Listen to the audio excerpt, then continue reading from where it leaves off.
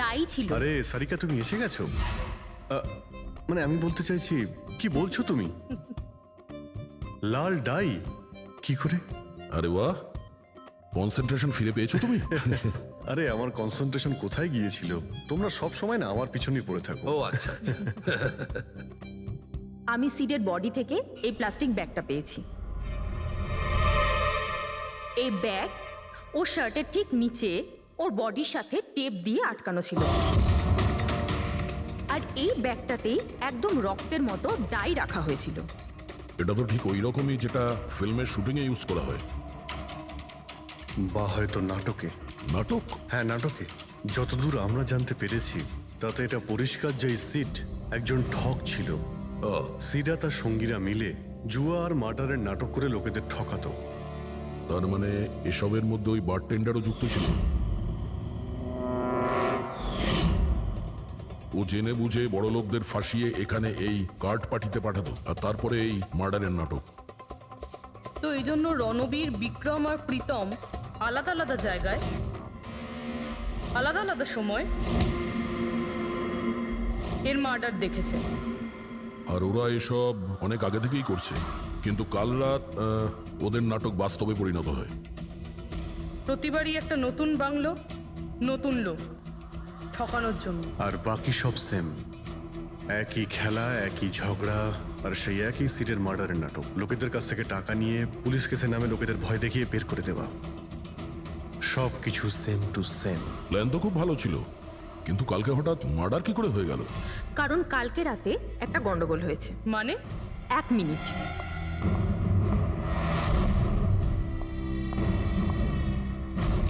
Sir, আর এই হচ্ছে ছুরি। এই ছুরিটাও সেই রকমই নকল যেমন এই রক্তটা। যদি এটাকে কারোর শরীরে মারা যায় তখন এটা শরীরের ভেতরে যায় না, এটা ছুরির ভেতরেই চলে যায়। এই দেখো। কিন্তু ডক্টর, এটা যদি নকল চাকু হয় তাহলে এই নকল চাকু দিয়ে সিড মারা গেল কি করে? কালকে রাতে একটা ভুল হয়েছিল। এখানে একটা পেঁচ আছে, এই দেখো। যদি এই পেঁচটাকে ঘুরিয়ে দেওয়া যায় তখন এই ফলাটা আটকে যায়, ভেতরে ঢুকতে পারে না। তারপর এই ছুরিটা দিয়ে কেউ যদি আঘাত করে শরীরের ভেতরে ঢুকে যায়। কেউ ইচ্ছে করে এই ছুরিটাকে এরকম বানিয়েছে যাতে সিড মরে যায়। এরকম তো সেই লোকটাই করতে পারে যে এই খেলার ব্যাপারে সব কিছু জানতো। এটা বোধহয় সে যে লিভিং রুমের ব্যালকনিতে ছিল, যার কাপড়ের টুকরো আমরা পেয়েছিলাম। আর দ্বিতীয়ত, আমাদের খুনির কাছে সে পৌঁছবে যে বাকি লোকেদের কার্ড পার্টি পর্যন্ত পৌঁছেছে। ওই bartender Dinesh. Excuse me? I am sorry sir, এখনো ক্লাব ওপেন হতে বেশ কিছুটা সময় বাকি আছে। Sorry sir. আমরা একটা কেসের ব্যাপারে এখানে এসেছি। আমরা সিআইডি থেকে। সিআইডি? হ্যাঁ বলুন স্যার, আমি কি করতে পারি আপনার জন্য? স্টাফেদের সঙ্গে কিছু কথা আছে। স্টাফেরা এখানে আছে? এখন সবাই তো এখানে নেই, কিছু লোক আছে যারা লকার রুমে ইউনিফর্ম চেঞ্জ করছে। আপনাদের একজন বারটেন্ডার দিনেশ, সে কোথায়? ম্যাম, কাল থেকে ও কাজে আসেনি, জানি না না বলে কোথায় গেছে। আচ্ছা স্যার, ব্যাপারটা কি? ও কিছু ঘটিয়েছে নাকি? করেছে কি করেনি সেটা পরে আপনি জানতে পারবেন। আপাতত আপনি ওর অ্যাড্রেস দিন আমাদের। স্যার, ও এখানে যে অ্যাড্রেস দিয়েছিল সেটা ভুল অ্যাড্রেস। অ্যাকচুয়ালি ও যখন উধাও হয়ে গিয়েছিল এখানে অ্যাড্রেস বুক থেকে ওর সব ডিটেলস বার করেছিলাম আমি, কিন্তু তারপর দেখলাম যে অ্যাড্রেসটা ভুল। আপনি চাইলে আমি আপনাকে অ্যাড্রেসটা দিতে পারি, কিন্তু আমার মনে হয় না আপনি ওকে ওখানে খুঁজে পাবেন। আপনি যখন কাউকে কাজে রাখেন তখন তাদের ডিটেলস নিয়ে রাখেন না? আপনি কি জানেন আপনার এই বারকে সামনে রেখে ও লোককে ঠকাতো? হোয়াট? আর আমরা এখন ওকে একটা খুনের ব্যাপারে খুঁজছি। মার্ডার?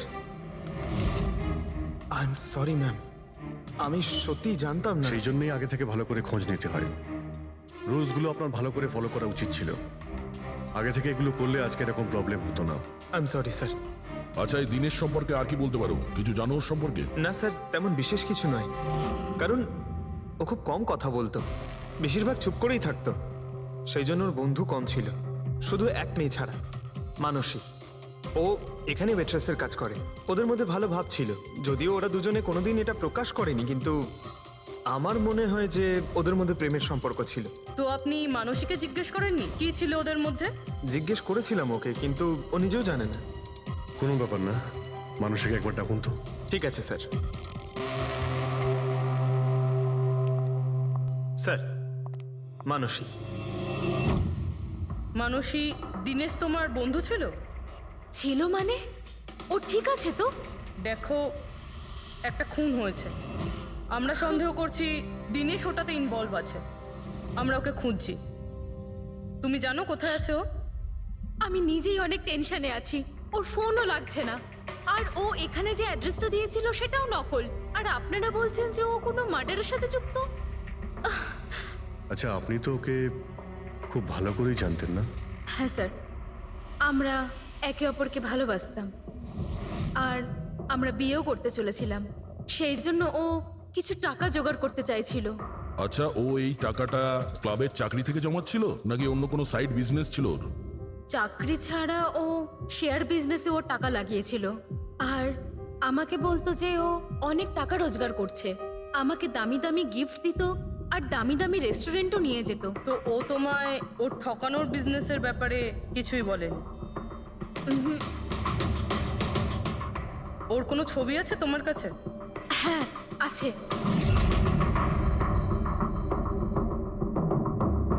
বেশ তো নিরুদ্দেশ, কিন্তু ওর ছবি আমরা পেয়েছি।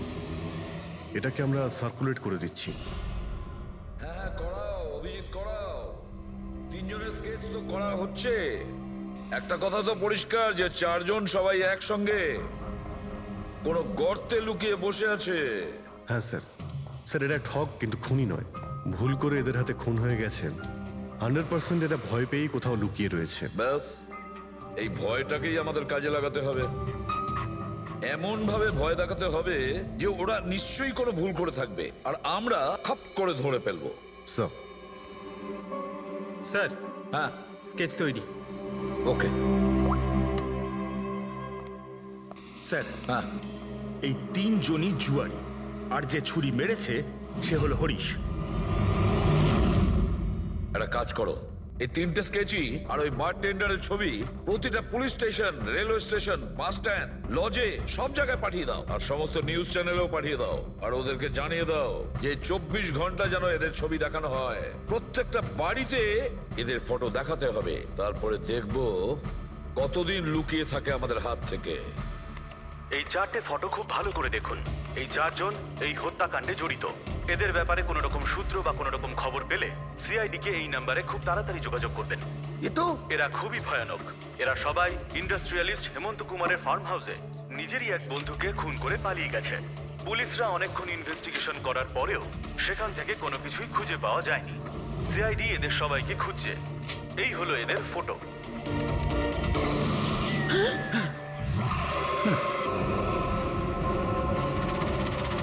ভাই শোন না, ম্যাচটা চালু কর না, ম্যাচ হচ্ছে। এরা সবাই ইন্ডাস্ট্রিয়ালিস্ট হেমন্ত কুমারের ফার্ম হাউসে নিজেরই এক বন্ধুকে খুন করে পালিয়ে গেছে। সিআইডি এদের সবাইকে খুঁজছে। এই হলো এদের ফটো। দেখলি তুই, এরা তো সবকিছু জেনে ফেলেছে। ভাই ছবি টবি সব দেখাচ্ছে, সমস্ত ডিটেলস দেখাচ্ছে। বাজেভাবে ফেসে যাবো ভাই এসবে। হাসবো তো বটেই। আমি তোদের আগেই বলেছিলাম যে চল পালিয়ে যাই, কিন্তু তোরা তো শুনলেই না।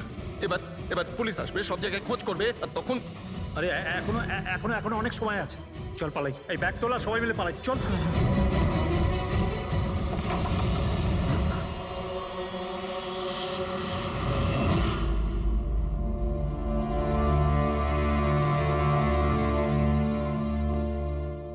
স্যার, সিট তো আমার খুব ভালো বন্ধু ছিল, আমার পার্টনার ছিল, সবকিছু ঠিকঠাক চলছিল।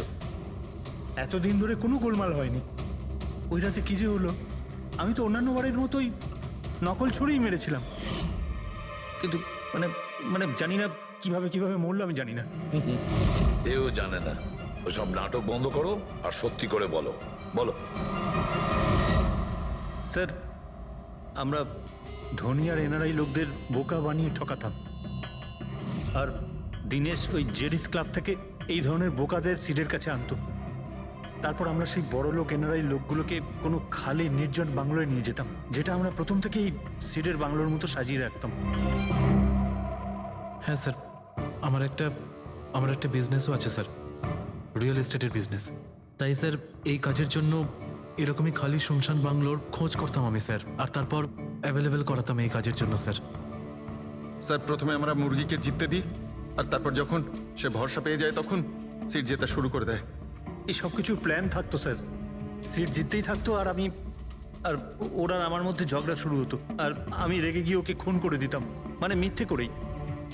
এসব দেখে ধনী এনআরআই লোক ঘাবড়ে যেত আর ওদের টাকা পয়সা ফেলে পালিয়ে যেত। উঠে পর, নাটক শেষ, চলে গেছে ও।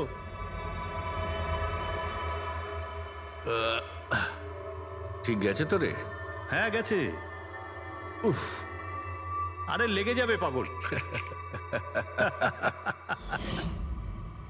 তারপর আমরা ওই টাকাগুলো নিজেদের মধ্যে ভাগ করে নিতাম।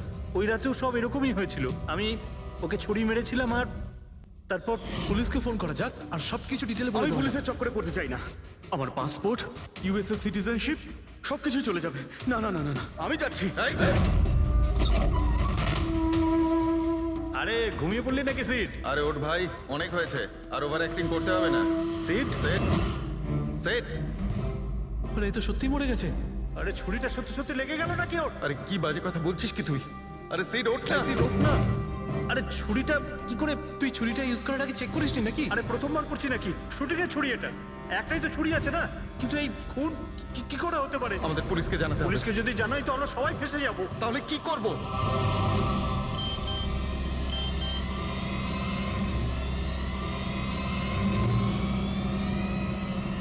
তোর খেলাটা ভেস্তে গেছে ভাই। কি? এই এই এটা দেখ, এই দেখ, ফটো আছে।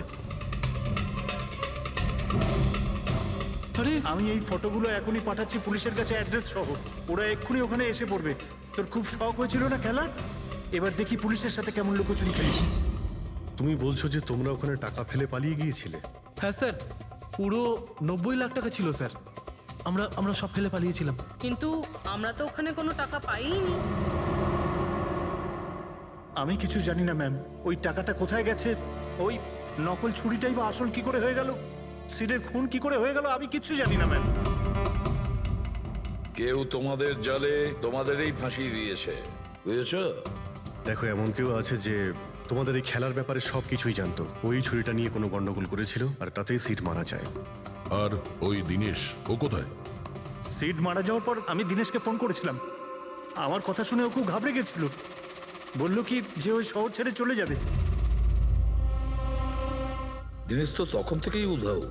তাহলে কি পুরো প্ল্যানটা আবার দিনেশ করেনি তো? ওখানে রণবীরকে পাঠায় আর হরিশের ছুরিটাই চেঞ্জ করে দেয়, আর তারপরে দিনেশ ব্যালকনিতে লুকিয়ে পড়ে। আর ওখান থেকে দিনেশ ফটো তুলেছে স্যার, আর হরিশকে পাঠিয়েছে, আর তারপর বলেছে যে পুলিশ আসছে, তাই এরা সব ভয় পালিয়ে গেছে। 90 লক্ষ টাকা ছেড়ে পালিয়ে গেছে। তার মানে দিনেশ আমাদের সাথে বেইমানি করেছে। বাহ, সবাইকে ঠকায় যে লোক, যখন তাদের সাথে এরকম হলো খারাপ লাগছে।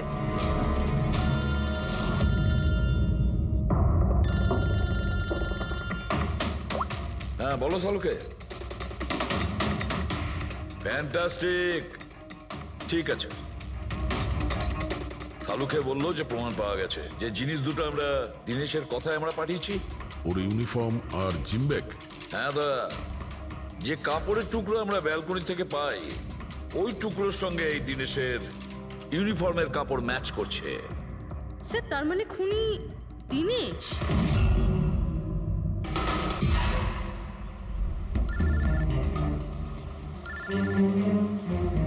ACP sir, hello. কি জিটি রোড? ঠিক আছে স্যার, ওকে ওকে। জিটি রোডে যেতে হবে। দিনেশকে জিটি রোডের বাজারে দেখা গেছে।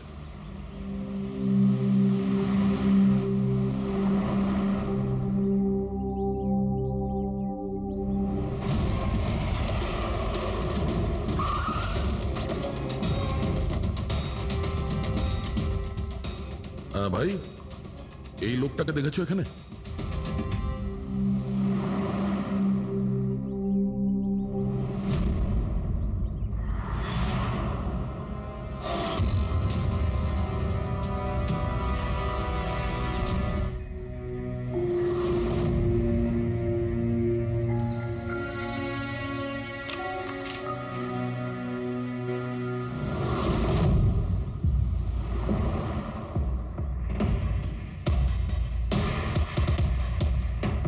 আচ্ছা এই যে দাদা, একে দেখেছেন? হ্যাঁ দেখেছি তো, কোথায়? ওই তো ওখানে দাঁড়িয়ে রয়েছে। আগে? হ্যাঁ আগে। থ্যাঙ্কস, চলো। মা, বাবা, আমায় ক্ষমা করে দিও। আমি তোমাকে অনেক কষ্ট দিয়েছি, তোমাদের মান সম্মান ডুবিয়ে দিয়েছি। কিন্তু একটা সত্যি কথা, আমি খুনি নই, আমি কাউকে খুন করিনি। আমি শুধু একটু টাকা ইনকাম করতে চেয়েছিলাম, কিন্তু আমি জানতাম আজ নয়তো কাল পুলিশ আমাকে ধরেই নেবে। এটা হওয়ারই ছিল।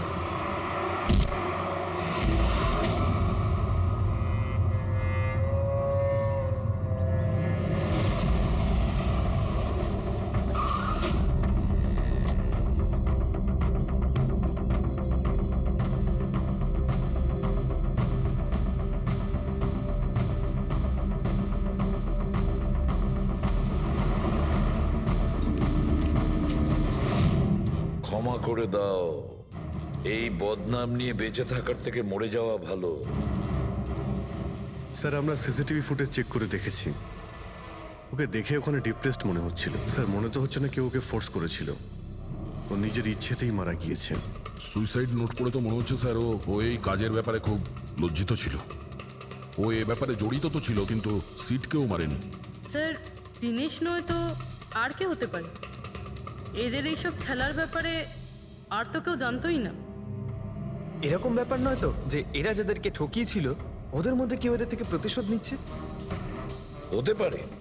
একটা কাজ করি, আমরা বোর্ডের ওপর পুরো সাসপেক্টদের নাম লিখি, ওদের ফটোগুলো ওই সাসপেক্ট মানে ওই এনআরআই যাকে হরিশ আর তার দুই বন্ধু মিলে ঠকিয়েছে,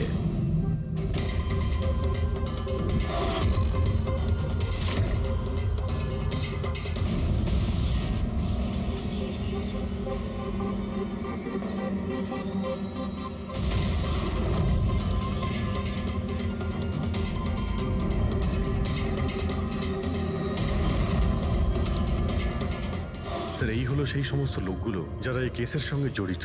অভিজিৎ খোঁজ নিতে হবে খুনের সময় এরা কোথায় ছিল। পুরো ইনফরমেশনটা আমরা এয়ারপোর্ট ইমিগ্রেশন থেকে পেয়ে যাব। স্যার এই ফটোগ্রাফে যে 8জন লোক আছে সেই সময় তারা ইন্ডিয়াতে ছিলই না। ইনফ্যাক্ট বেশিরভাগ লোকই এই ঘটনার পরে ইন্ডিয়াতে ফেরেইনি। শুধু এই 4 জন ছাড়া এই 3 জন সাক্ষী, বিক্রম, রণবীর, প্রীতম আর মিস্টার রানা। স্যার এক্ষুনি আমি মিস্টার রানার বাড়িতে ফোন করেছিলাম, ওনার ওয়াইফ ধরেছিলেন। বললেন যে 3 বছর আগে উনি মারা গেছেন, আর 3 বছর আগে এরা ওনাকে ঠকিয়েছিল। উনি এই গিল্ট ফিলেই ভুগতেন যে ওনার সামনে কেউ খুন হয়ে গেছিল আর উনি কিচ্ছু করতে পারেননি, যার জন্য উনি নেশার কবলে পড়েন। আর তাহলে বাকি থাকলো 3 জন সাসপেক্ট, প্রীতম, রণবীর আর বিক্রম। প্রীতম আর বিক্রম এরা তো দেশের মধ্যেই ছিল, কিন্তু এই শহরে ছিল না। এবার এই রণবীরই শুধু বাকি থাকলো। রণবীর তো নিজেই ওখানে ছিল, ওই ফটোতেও ছবি আছে। হ্যাঁ স্যার, ও একই সাথে ব্যালকনি আর হল তাতে থাকতে পারে না, এটা অন্য কেউই হবে। তাহলে কে হতে পারে এই খুনি? পঙ্কজ, মিস্টার রানা 3 বছর আগে মারা গেছেন, ওনার পুরো ডিটেলসটা আমার চাই। Sir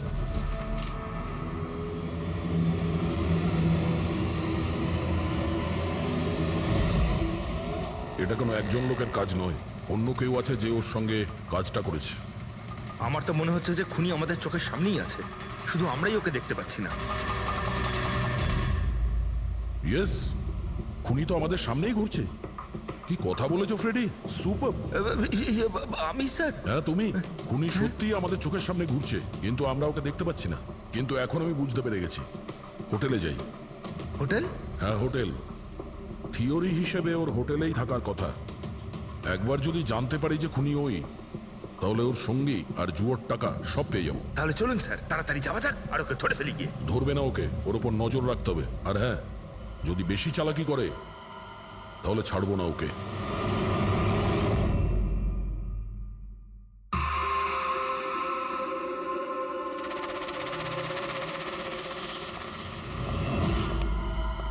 excuse me.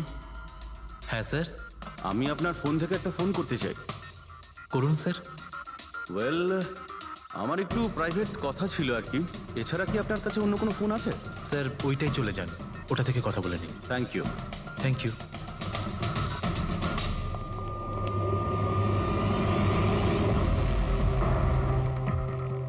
শোনো ভাই, হ্যাঁ স্যার। আমরা সিআইডি থেকে আসছি। আমরা এই লোকটাকে ফলো করছি। এই লোকটা যে কথা বলছে ওটা আমাদের শুনতে হবে যে কি কথা বলছে। স্যার ওই ফোনটা এই ফোনটার সাথে কানেক্টেড। আমার মনে হচ্ছে সিআইডি কিছুই জানতে পারেনি। প্ল্যানটা সাকসেসফুল। আমাদের প্ল্যানটা খারাপ করার শুধু একটাই লোক ছিল, আর সে ছিল দিনেশ। আরও সেটার উপযুক্ত শাস্তি পেয়ে গেছে। So there is nothing to worry about. You don't worry, আমি যদি কিছু জানতে পারি তোমাকে জানাবো। I love you two.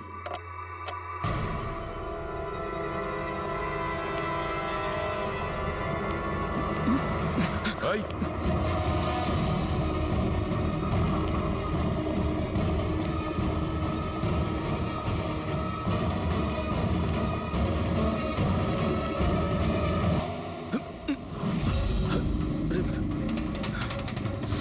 আমি আপনাদেরকে কিচ্ছু বলতে পারবো না। আমি এই ব্যাপারে কিচ্ছু জানি না। তুই কিছু বলিস আর না বলিস, তুই ফোনে যা কথা বলছিলি না ওটা আমরা সবাই শুনে নিয়েছি, বুঝলি? শুধু এটা বল, টাকা কোথায়? হ্যাঁ, দেখো, মুখ বন্ধ করে কেন নিজের জীবনের সর্বনাশ ডেকে আনছো? তোমার মঙ্গল এতেই, চুপচাপ যা জানো সব বলে দাও। টাকাটা ওর কাছে রয়েছে।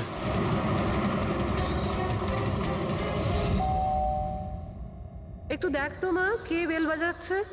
হ্যাঁ মা।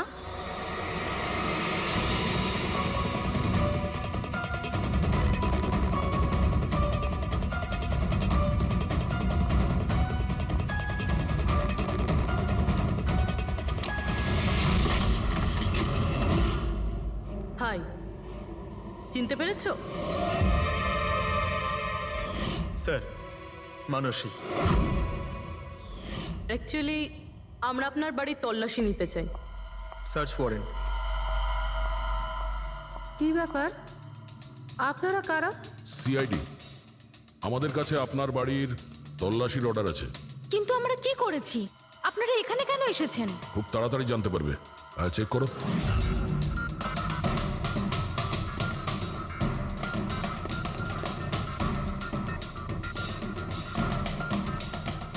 দয়া স্যার।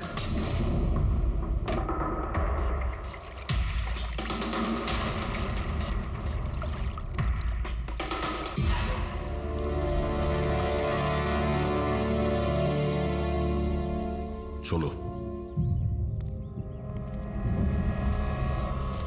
এই নোটগুলোতে রক্ত লেগে রয়েছে। ডিএনএ টেস্ট করলেই জানতে পেরে যাব যে এই রক্তটা সিডের, তাই না? এবার বলো, কিছু জিজ্ঞেস করবে? এখন এ জিজ্ঞাসা করবে না, আমরা জিজ্ঞাসা করব ব্যুরোতে। কিন্তু আপনারা আমাকে কেন সন্দেহ করলেন? শেষবার আমাদের মনে হয়েছিল যে দিনেশ খুনি, কিন্তু ও সুইসাইড করে প্রমাণ করে দিয়েছে যে ও খুনি নয়। মানুষ, এটা কি চেনো?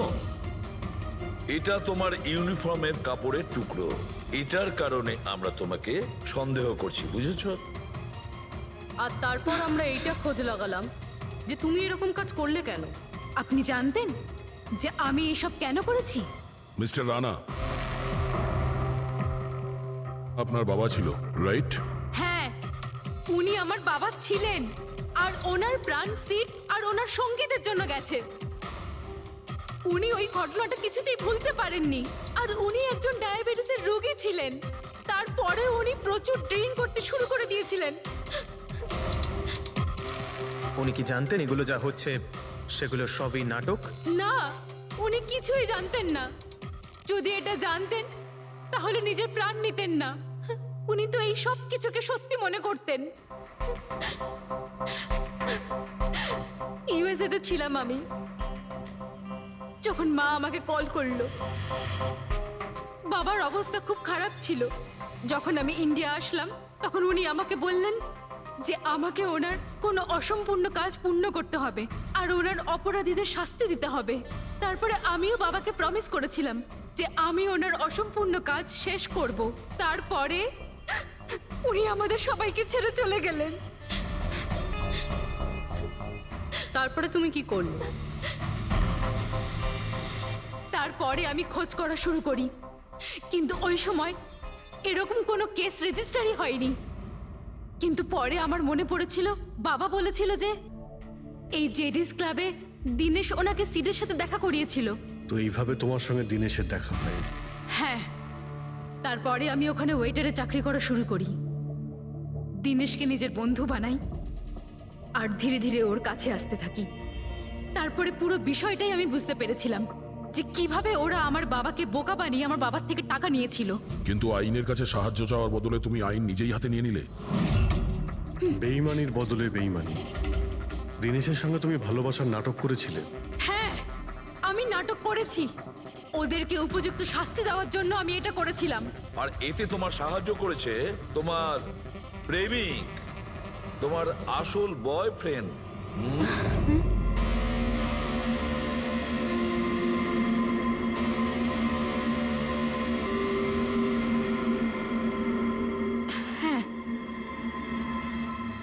আমরা দুজনে মিলে প্ল্যান করেছিলাম। রণবীর ওই রাতে জেনে বুঝে বোকা হয়েছিল।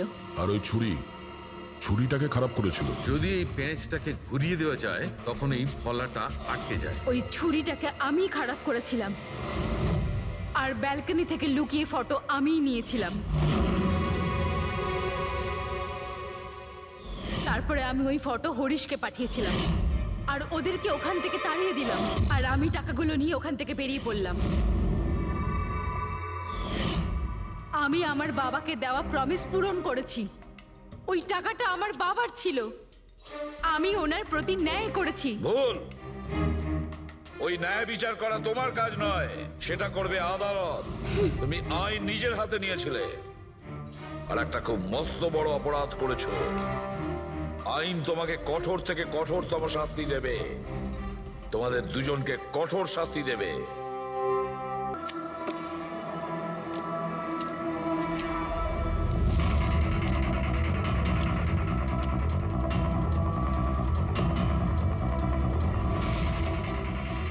এই রইল আমার 2 লাখ টাকার চাল।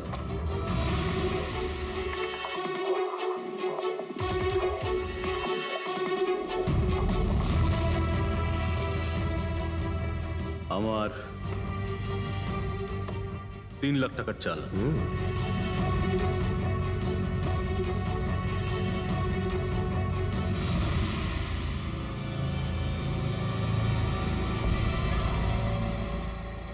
শো,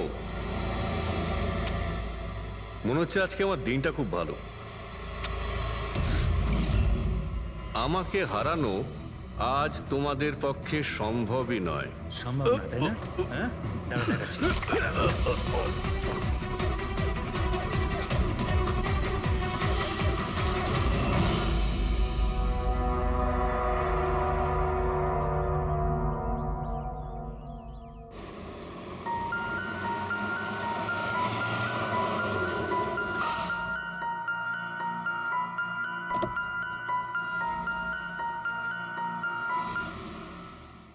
চলো বাচ্চারা,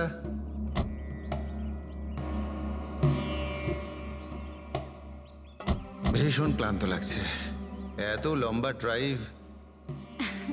হেমন্ত, তুমি তো জানো আমরা ভ্যাকেশনে এসেছি, তাহলে কিছুদিন তুমি বিশ্রাম করে নিও। ওকে ওকে বাবা, ঠিক আছে, দরজা তো খোলো, আমি লাগেজগুলো নিয়ে আসছি। হ্যাঁ। এসো।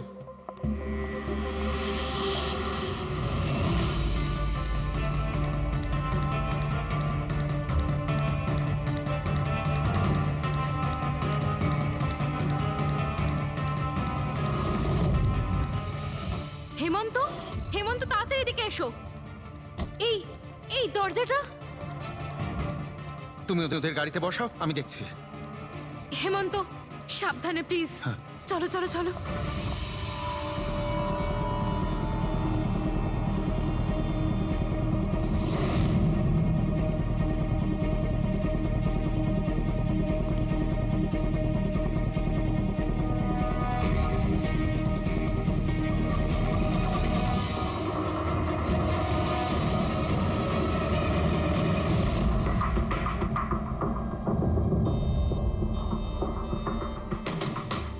তিন চারবার আঘাত করেছে ছুরি দিয়ে। লাশ খুব একটা পুরনো নয়, মনে হচ্ছে কাল রাতে খুন হয়েছে এর। জুয়া খেলার সময় মারা গিয়েছে। এই 5টা গ্লাস পড়ে আছে এখানে, আর এই 5টা ভাগে তাস বাটা আছে। মনে হচ্ছে এছাড়া আরো 4 জন ছিল, ওদের মধ্যে কেউ একজন মেরেছে একে। বাইরে থেকেও কেউ আসতে পারে। পুরবী পঙ্কজ, একটু দেখো তো এই জালনা কিংবা দরজা ভাঙা নেই তো? মিস্টার হেমন্ত, এই লোকটা কে? না স্যার, আমি তো এনাকে আগে কখনো দেখিও নি। এই লোকটা আপনার ঘরে মরে পড়ে আছে আর দেওয়ালের চারিদিকে ওর ছবি লাগানো আছে। এটা কি করে সম্ভব? একজন অচেনা লোক আপনার এই হলিডে হোমে এসে তাস খেলছে, মারা গেছে। How it possible?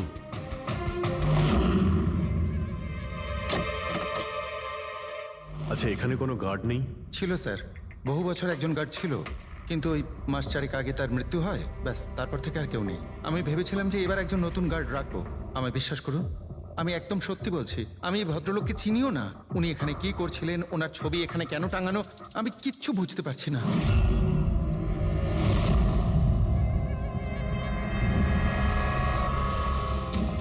পঙ্কজ,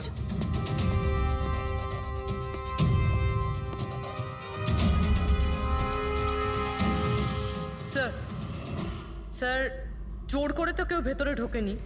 হ্যাঁ, পিছনের দরজায় তালা নেই কোনো, আর তার ছিটকানিটা বাইরে থেকে খোলা যায়। ওখান থেকে এসছে ওরা।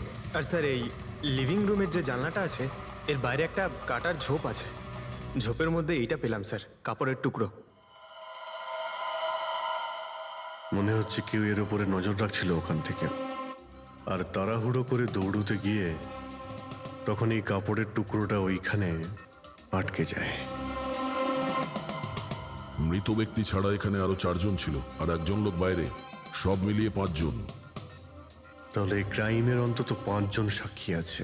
যদি ওই 5 জনের মধ্যে একজনকেও ধরতে পারা যায়, তাহলে জানা যাবে কাল রাতে এখানে কি হয়েছিল। 3 জন লোক আছে যারা এই খুনটা সম্বন্ধে জানে, এবং তারা যে খুন হয়েছে তার ছবি দেখে চিনতে পেরেছেন। কখন আসছে ওরা? একটা সময়। 5 জনের মধ্যে 3 জন প্রথমবারই পাওয়া গেল, নট ব্যাড। আর স্যার, ওনারা নিউজ দেখে নিজেরাই আমাদের সঙ্গে দেখা করতে এসেছিলেন। অসাধারণ ব্যাপার। সমাজে যদি বাজে লোক থাকে, ভালো লোকও অনেক আছে স্যার। কিন্তু ওরা কাল রাতে রিপোর্ট লেখালো না কেন? স্যার স্যার, এরা ওই 3 জন, প্রীতম, রণবীর, বিক্রম। প্রীতম, রণবীর আর বিক্রম। তোমরা সবাই জানো ওই খুনটার ব্যাপারে? স্যার। 3 জনের আলাদা করে স্টেটমেন্ট নাও। স্যার, যখন সিডের খুন হয়েছিল তখন আমি ওখানেই ছিলাম। সিড? ওর নাম সিড ছিল? হ্যাঁ স্যার। স্যার, আমি ওদের চিনতামও না। কালকে প্রথমবার ওদের সাথে দেখা হয়েছে, আর কালকেই খুন হয়ে গেল। এক মিনিট। সব কিছু ঠিক মতন বলবে। স্যার, আসলে ওই যে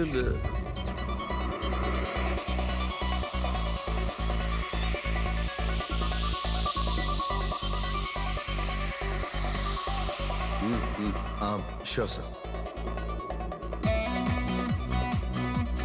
কি হয়েছে স্যার? আপনি বোর হচ্ছেন? ক্লাবে ভালো লাগছে না আপনার? ক্লাব? তুমি এটাকে ক্লাব বলছো? মনে হচ্ছে ক্লাব তুমি দেখোইনি। স্যার, আপনি এখানে নতুন এসেছেন, এই শহরে প্রথমবার এসেছেন? হ্যাঁ, নিউ ইয়র্কে থাকি। একটা কাজের জন্য ইন্ডিয়াতে এসেছি। কাজ শেষ হয়ে গেছে আর শহরে বসে বোর হচ্ছি।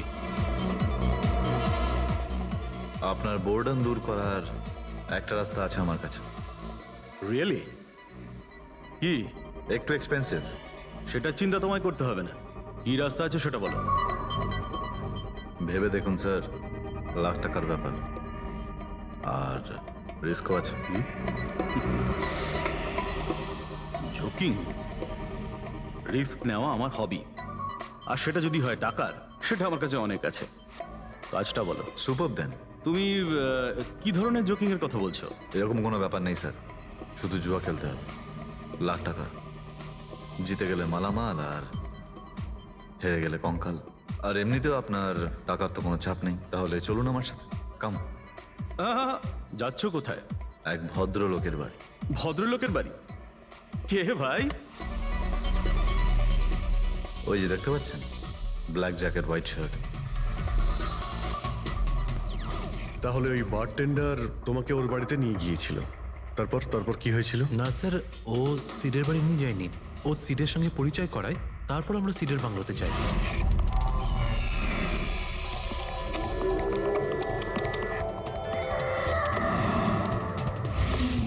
আর যখন আমরা ওখানে পৌঁছলাম তখন আগে থেকেই দুজন ওখানে ছিল।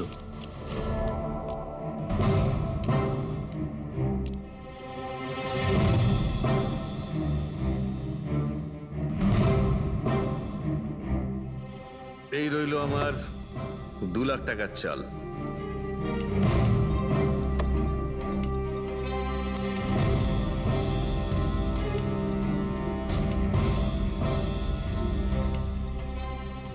শো দেখা। দারুণ ব্যাপার ভাই। কি খেয়ে বসেছিস? জিতেই চলেছিস। আমাদেরও বলে দে, আমরা একটু টাকা কামাই। ভাই যদি খেলেই যেতে পারা যেত তাহলে তো কোনো কথাই ছিল না।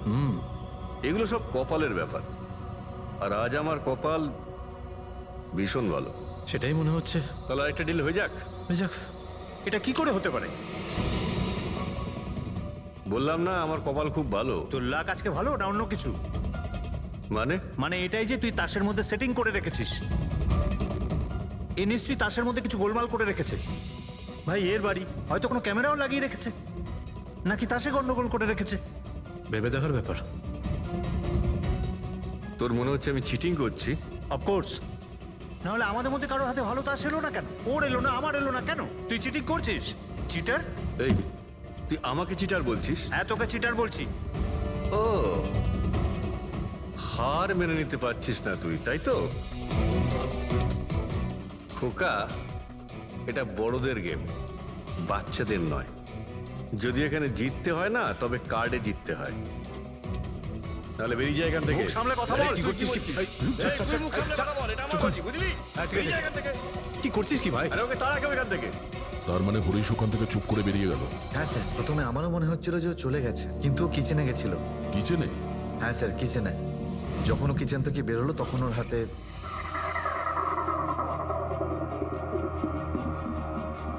তুই আবার এসেছিস এখানে? তোকে বলেছি না এখানে আসবি না?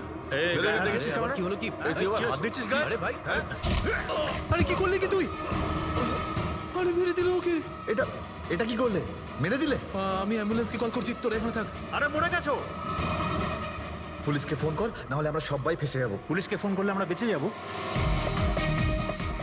জুয়া খেলছিলাম আমরা, বেআইনি এই জুয়া খেলা। হ্যাঁ, জুয়া খেলেছি, কাউকে মারিনি তো আমরা। বেশি চালাকি করিস না। পুলিশ যদি আসে না, আমি একা ফাঁসবো না, সবাই মিলে ফাঁসবো। সেভ একটা কাজ করতে পারি, তোরা এখান থেকে যা, আমি কাজটা খতম করে আসছি। তোমরা কত টাকা হেরেছিলে? স্যার 30 লাখ।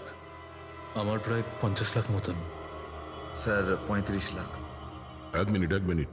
রণবীর, তুমি বলেছিলে যে সিড ওই সময় সাদা শার্ট পরেছিল। ইয়ে স্যার, উনি সাদা শার্টই পরেছিল।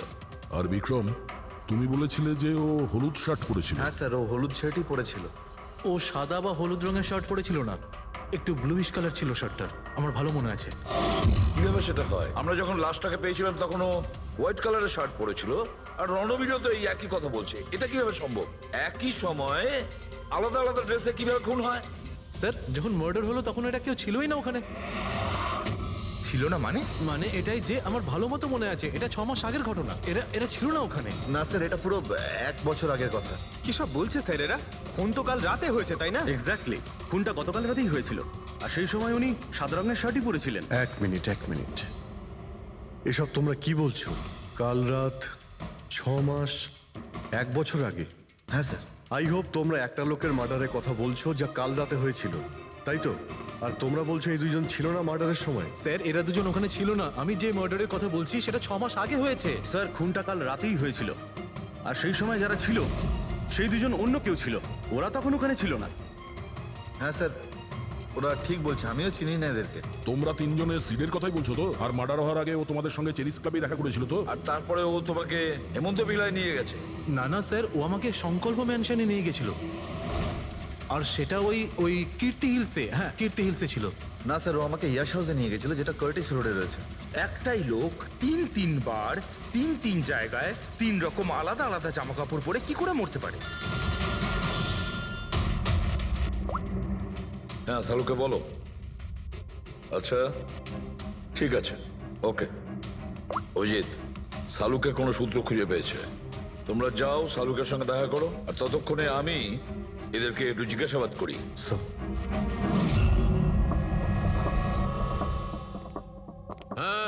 এসো এসো ভাই এসো, দেখো আমি কি পেয়েছি। আরেকটা কথা বলতে হবে, এই কেসটা বড় অদ্ভুত। হ্যাঁ ডক্টর সালুকে, কেসটা তো খুবই অদ্ভুত, আর যেগুলো আমরা জানতে পেরেছি ওগুলো। আরে না ভাই, ওইটাও তো অদ্ভুত নয়, আমি যেটা তোমাদের বলতে যাচ্ছি সেটা অদ্ভুত। হ্যাঁ, কি হলো? তুমি এদিক ওদিক কি দেখছো? কিছু না। ঠিক তো? না না, আমি আপনার কথাই শুনছি, কি বলছেন স্যার? ও আচ্ছা আচ্ছা, হ্যাঁ, তো আমি কি বলছি? ও হ্যাঁ, অদ্ভুত।